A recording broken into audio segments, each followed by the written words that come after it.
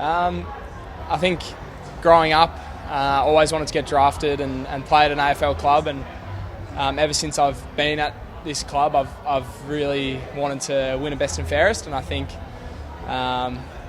in my eyes, it's one of the highest achievements that a player can win, and especially in a year where we played so well, had so many contributors week in, week out, to be named as the best and fairest was something very special, something that I'll remember for the rest of my life.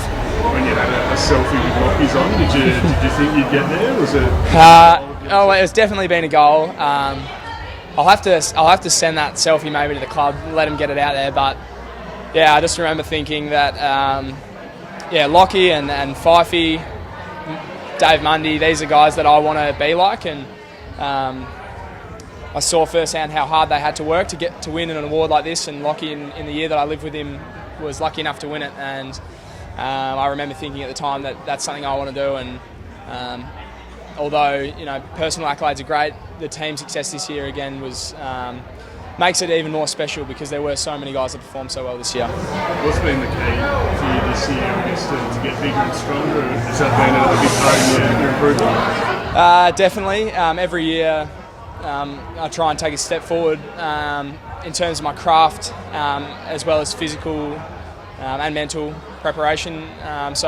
In the gym, trying to be as strong as I can, as fit as I can out on the training track, and as skilled as I can be. And so every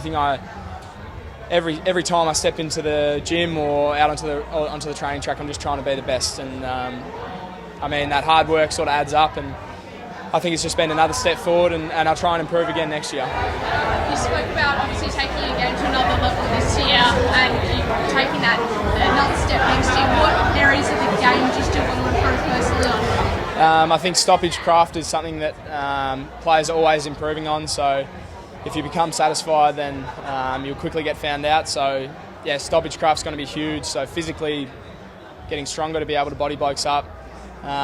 Explosive speed, I want to be able to break out of a stoppage once I do win the ball, and so I'll do some work closely with our strength and conditioning staff, and also want to be really damaging every time I get it. I want to hurt the opposition when I get the ball, and so my use by foot, particularly in the front half, trying to kick more goals and lace out my forwards more often.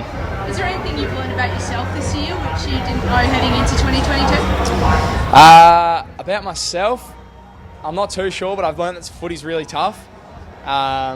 This year was really long and hard, and finals was an awesome experience, but you just realise that the season's just a build-up to that, and that's what we're sort of, every day that we train and trying to get better is for September footy, so that was a whole nother beast. Loved every minute of it, but I just want to keep getting better and keep trying to improve.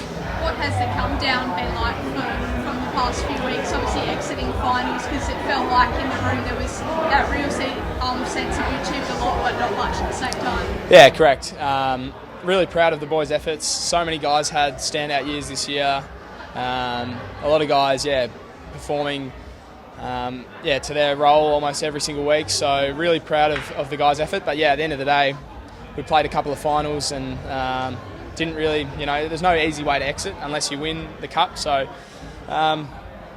it's just a stepping stone. This year was great, but there's still so much work to be done.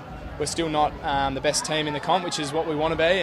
And so I hope everyone sort of still has that hunger and that drive that we've been showing, I guess, in the last couple of years to try and keep improving, and I hope we sort of build that into next year as well. How about the mindset shift, Andy? You were a young team coming into the season, but you don't seem to play like a young team anymore. Has that been something you've wanted to achieve this year? I think on paper we are quite young, but now we've got a lot of experience into some really young players, and Fifey touched on it in one of his speeches, but the experience of playing a couple of finals games for, I think going into that first final we only had 5 players that had played finals, and now we've got, I think, 40 extra games of it into us, so that was an awesome experience and something that we'll definitely learn from. But there are young guys in all areas of our game, back, mid and forward, that are playing like they're senior footballers and have been there for a long time, so it's really exciting to see the emergence of some of these guys, and hopefully we continue to build and gel as a group and take another step forward next year. How are you going to attack the off-season? Yeah, I don't want to remain stagnant. I think that if you think you're going really well, people just take a step in front of you. So I'll be working really closely with strength and conditioning to get my body into the best nick it's been in.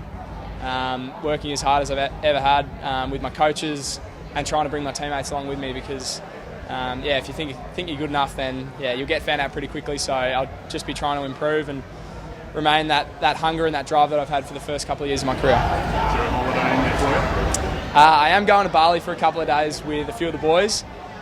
Bit of golf and a bit of lounging by the poolside, but after that it'll be pretty much back into it. What were your highlights from the season if you reflect back now? There were a few. I definitely can't go past the Western Bulldogs final.